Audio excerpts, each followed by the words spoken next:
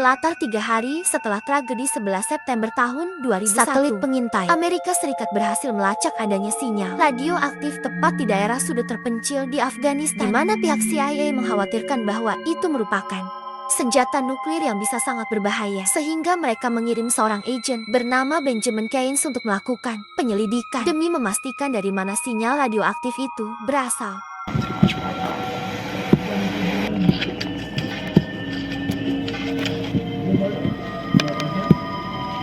Setelah bertemu pimpinan tentara di wilayah Benjamin ini, diberikan satu tim pasukan khusus yang dipimpin oleh seorang ketua berkepala pelontos. Kita panggil saja si ketua ini pembangusnya. Di mana Benjamin langsung menjelaskan tentang misi yang akan mereka jalani, yaitu menemukan seseorang bernama Muhammad Aban yang dipercaya memiliki kekuatan supranatural yang juga pernah membantu mujahidin untuk mengalahkan Uni Soviet. Orang yang bernama Muhammad Aban ini sangat dihormati dan dianggap suci di wilayahnya, sehingga diharapkan mereka semua bersikap baik dan tidak brutal seperti kebanyakan tentara Amerika konvensional pada umumnya. Dan ingat, tujuan mereka menemui Muhammad Aban adalah untuk mencari tahu informasi mengenai sinyal radioaktif yang ditemukan, demi memastikan bahwa itu bukanlah senjata nuklir. Special Forces Team 392. Satu bebannya di lokasi.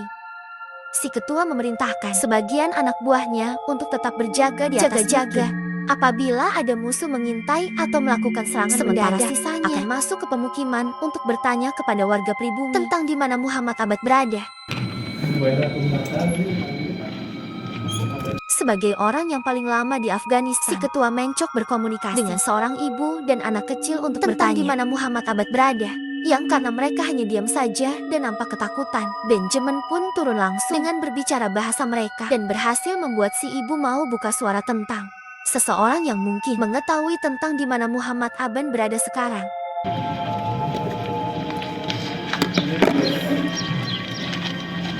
Pokoknya jangan lupa, Benjamin pun dipertemukan dengan seorang kakek yang bisa dibilang sesepuhnya desa ini. Beliau mengatakan bahwa Muhammad Aban alias Imam Suci mereka sudah menghilang selama kurang lebih 1 minggu lamanya. Dari saksi yang sempat melihatnya, Muhammad Aban pergi ke sebuah gunung yang dipercaya merupakan tanah suci yang siapapun tidak akan berani menginjak kaki di gunung tersebut dan dianggap sakral keramat. Di mana Benjamin sendiri diperbolehkan untuk masuk ke dalam ruangan pribadi milik beliau yang di situ terdapat semacam miniatur pesawat yang terbuat dari material tak diketahui, tetapi memancarkan sinyal panas seperti suatu energi.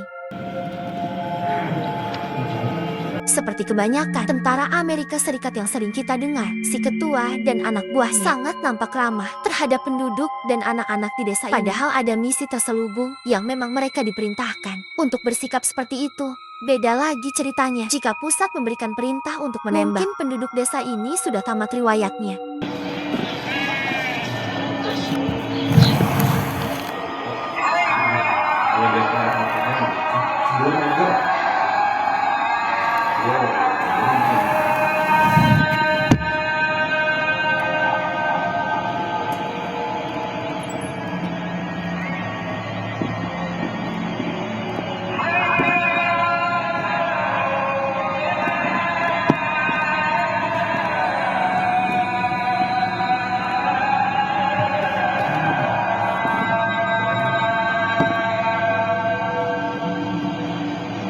Tiba makan malam, sesepuh desa dan cucunya yang bernama Abdul pun nampak baik hati, mengajak mereka untuk makan bersama. Beliau bertanya tentang apa tujuan Benjamin dengan kawan-kawan ingin menemui abang. Di mana Benjamin terbukti berbohong saat mengatakan bahwa mereka ingin mendapat pernyataan dari abang untuk bisa memerdekakan Afghanistan. Sehingga ini menjadi bukti lain tentang bagaimana pihak Amerika yang begitu mudahnya berdusta untuk bisa mendapatkan apa yang menjadi tujuan mereka.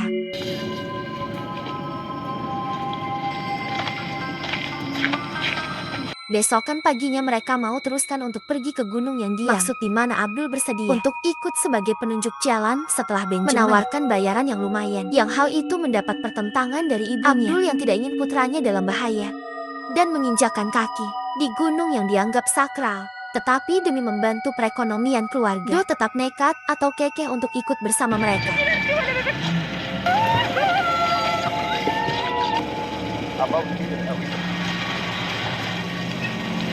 Setelah beberapa jam menempuh perjalanan, Benjamin tiba-tiba menyuruh supir untuk menghentikan mobilnya. Hal tersebut sempat mendapat teguran dari sang ketua. Tetapi ya, Benjamin nampaknya lebih berpengalaman di mana mereka langsung melanjutkan perjalanan dengan mata yang lebih waspada. Tiba di lembah, perjalanan kembali terhenti setelah adanya songgok yang memalang di tengah jalan. Dan tiba-tiba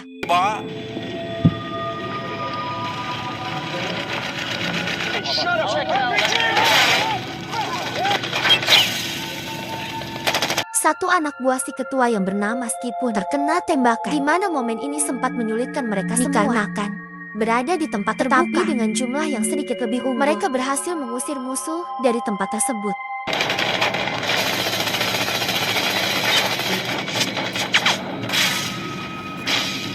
Sungguh malang, nasib Ski yang belum apa-apa sudah harus tamat menit awal yang membuat honornya lebih rendah yang dari sekian banyak prajurit. Vincent adalah yang paling dekat dengan Ski dan paling merasa terpukul dibandingkan dengan teman-temannya, apalagi harus menyaksikan secara langsung detik-detik sakaratul mautnya yang membuat Vincent sulit untuk berpisah jauh dengan Distello.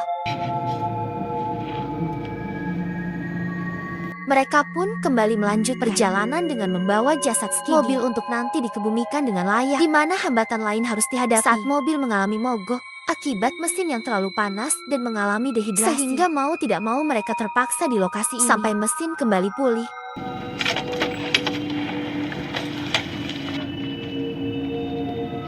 Singkat cerita, melamun Po alih-alih istirahat, mereka semua nyatanya terus waspada terhadap sekitar karena ditakutkan musuh akan kembali menyerang. Sementara yang lain berjaga, Benjamin terlihat sedang mengamati area sekitar menggunakan alat pendeteksi sinyal. Telah dilihat menggunakan teropong, ternyata ada sebuah mobil yang sedang mengarah ke mereka. Tapi tiba-tiba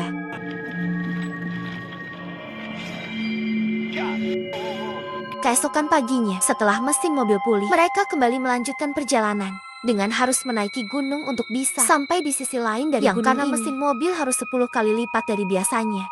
Maka mesinnya kembali mengalami hari aing alias panas yang membuat mereka semua terpaksa harus turun dan melanjutkan perjalanan dengan cara berjalan kaki.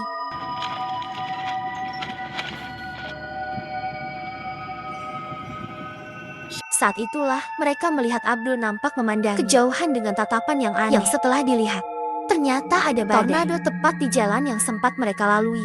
Suatu kebetulan atau ada sesuatu yang memang menimbulkan badai tornado tersebut. Benjamin dan kawan-kawan nampaknya harus bergerak cepat sebelum tornado tersebut sampai di lokasi saat ini.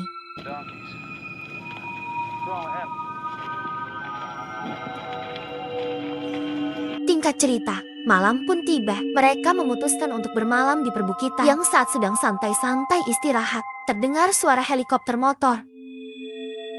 Abang-abang kerekam Nuk Agustusan. Singkat cerita, malam pun tiba. Mereka memutuskan untuk bermalam di perbukitan yang saat sedang santai-santai istirahat. Terdengar suara helikopter yang mendekat. Yang kemungkinan besar adalah helikopter yang dikirim untuk mengevakuasi mereka semua. Di mana terjadi sesuatu yang semakin aneh dan misterius. Ketika helikopter tersebut tak kunjung muncul, tapi suaranya sangat dekat sekali dan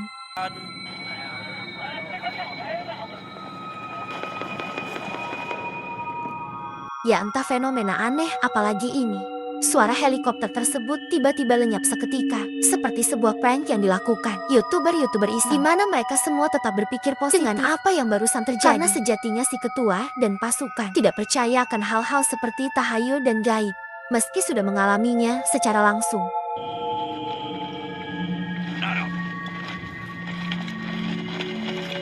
Keesokan paginya, mereka semua kembali mendapat kejutan lain saat menemukan bukan jasad Ski yang sudah tinggal jeroannya saja. Yang ketika Vincent dan satu rekan pergi memeriksa sekitar, mereka menemukan ada banyak sekali tanda yang membentuk segitiga yang terbalik. Entah siapa yang sudah membuatnya.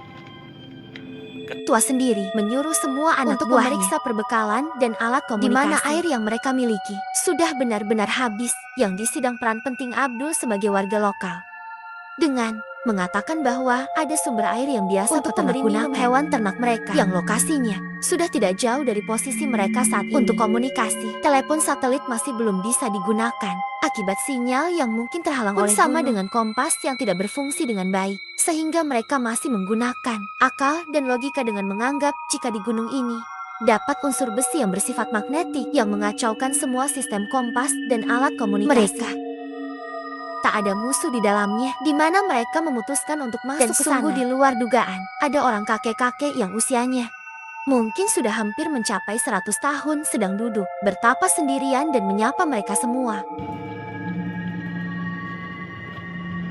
Pendidikan,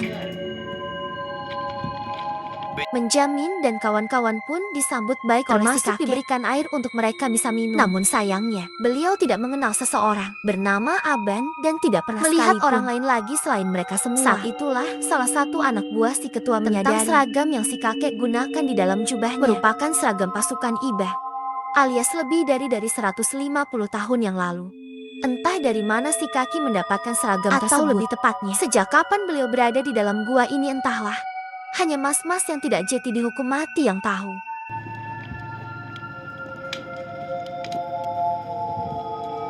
Benjamin sendiri masih sibuk dengan alat pendeteksi radiasinya. Yang di situ dia menemukan fakta mengejutkan tentang gua ini titik paling kuat radiasi yang menjadi tempat bertapa si kakek, termasuk penemuan beberapa lambang segitiga pada dinding yang juga memiliki sinyal radiasi yang tidak kalah kuatnya. Ketika larut malam, salah satu anak buah si ketua yang bernama Cole pun ditugaskan untuk berjaga duluan, di mana dia secara kebetulan melihat si kakek sedang keluar dari dalam goa dan berbicara sendiri. Yang ketika Cole menggunakan teropong infrared untuk mengamatinya, tiba-tiba alhasil si kakek pun tewas tertembak oleh Cole yang percaya dengan apa yang dilihatnya. Di mana mereka semua memutuskan untuk pergi meninggalkan lokasi tersebut dan sempat dari Abah merasa bahwa mereka harus menguburkan si Abah, tetapi Benjamin memberikan pengertian bahwa mereka tidak punya cukup dan tenaga untuk melakukannya, sehingga dengan sangat terpaksa mereka harus meninggalkan jasad si kakek tergeletak begitu saja. Keesokan paginya, mereka tetap melanjutkan perjalanan untuk bisa menemukan Abah, di mana Vincent tiba-tiba mengalami sakit perut yang disusul dengan muntah angin. Yang ketika salah satu kawan memberikan botol air minum, sungguh terkejutnya mereka semua saat baru menyadari jika yang ada di botol minuman ternyata adalah padahal semalam jelas-jelas mereka mengisi botol air yang diberikan oleh si Abah alias si kakek. Sehingga Abdul yang menyadari ada hal yang tak beres pun menganggap jika fenomena ini ada hubungannya dengan hal-hal supranatural semacam kutukan.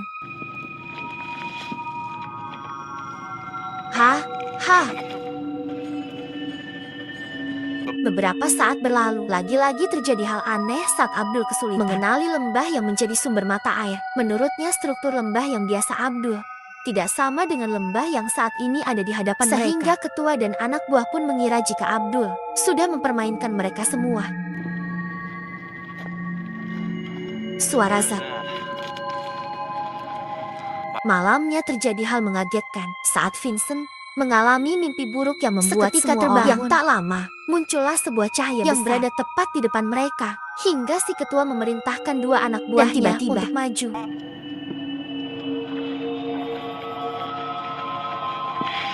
Ya, entah apa yang barusan terjadi. Si ketua dan anak buah pun menembaki cahaya tersebut, tetapi keesokannya, mereka masih membahas tentang insiden tidak masuk akal. Yang hal tersebut benar-benar di luar nalar dan tidak logis. Sebagian dari mereka ada yang percaya jika ini merupakan yang dilakukan oleh negara musuh atau pihak yang kembali lagi. Ini hanyalah asumsi semata. Karena faktanya, mereka berhadapan di titik di mana sains dan mistis sulit untuk dibedakan. Saat itulah mereka melihat Abdul bersikap aneh dengan berdiri tepat di tepi jurang. Ketika si ketua menghampirinya, tiba-tiba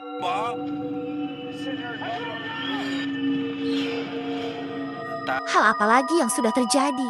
Abdul tiba-tiba saja menjatuhkan dirinya ke bawah jurang. Yang berarti mereka sudah kehilangan sang penunjuk jalan yang menjadi satu-satunya orang yang mengetahui jalan pulang. Sehingga ini menjadi kesulitan terbaru untuk Benjamin dan kawan-kawan yang pada akhirnya untuk tetap melanjutkan perjalanan mencari target awal mereka, yaitu Muhammad Aban ini.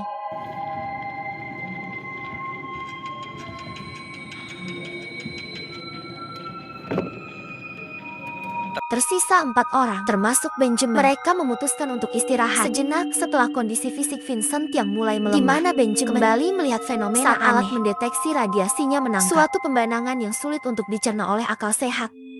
Ketika di kejauhan, terdapat beberapa orang tengah berjalan menuju segitiga raksasa dan untuk kesekian kalinya tidak ada penjelasan masuk akal untuk apa yang menjamin lihat barusan sehingga boneka tetap pada Tuhan. Tujuan utama tanpa mencari tahu apa yang sebenarnya sedang terjadi. Tiba di lembah bebatuan, Benjamin dan kawan-kawan kembali beristirahat setelah rasa haus dan lelah menyerang mereka berempat yang karena didesak oleh ketua Benjamin. Akhirnya jujur tentang tujuan dari misi ini, yaitu sesuai dengan penjelasan saya di awal tentang CIA menemukan adanya radiasi berbentuk segitiga di mana mereka berasumsi bahwa telah terjadi fenomena ekstraterestrial, fenomena yang berkaitan dengan UFO dan makhluk luar angkasa. Dan Benjamin adalah orang yang diutus untuk memastikan hal tersebut, sehingga si ketua langsung naik pitam karena anak buahnya mati gara-gara sebuah misi yang tidak masuk akal. Seperti ini.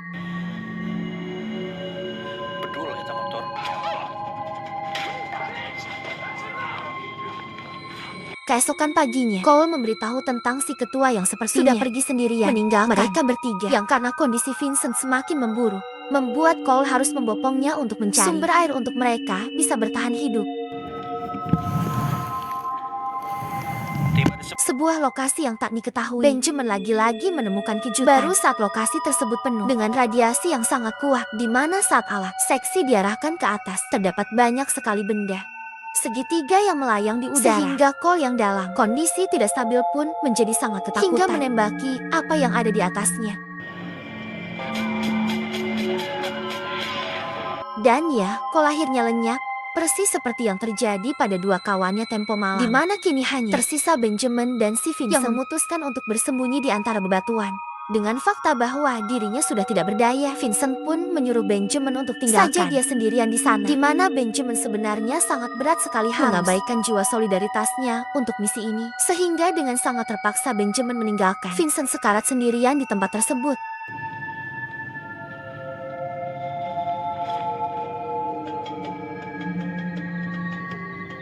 Setelah berjalan beberapa kilometer di bawah terik sinar matahari yang menyengat, Benjamin akhirnya menemukan oasis atau sumber air di tengah gurun, di mana dia langsung paletor meminum airnya.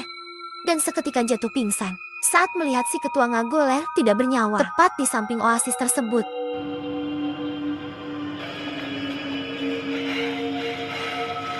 Jamin akhirnya si Uma tepat saat hari sudah gelap, sayup-sayup terdengar ada suara baling-baling helikopter sehingga dia segera menembakkan pistol suaranya. Namun alangkah terkejutnya Benjamin ketika helikopternya tak kunjung muncul dan justru harus melihat banyak sekali suara yang ditembakkan ke udara yang entah siapa yang melakukannya.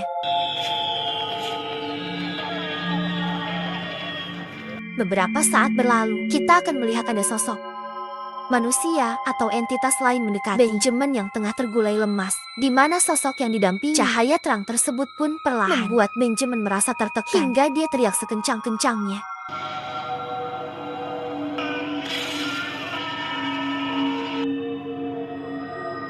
Singkat cerita, pihak CIA berhasil menemukan Benjamin dan membawanya kembali pulang ke negara asalnya. Entah apa yang terjadi pada malam dan entah apa yang terjadi pada tubuh Jamin setelahnya. Divisi khusus pemerintah Amerika Serikat menetapkan Benjamin sebagai the object atau objek penelitian. Setelah mereka menemukan adanya anomali aneh saat melawan hukum gravitasi alias melayang di udara dengan memegang erat miniatur pesawat penuh radiasi yang sempat dia temukan di ruangan milik Aban. Tamat ending yang cukup membingungkan. Tidak diceritakan secara detail tentang apa yang sebenarnya sedang mereka cari, atau kekuatan gaibkah.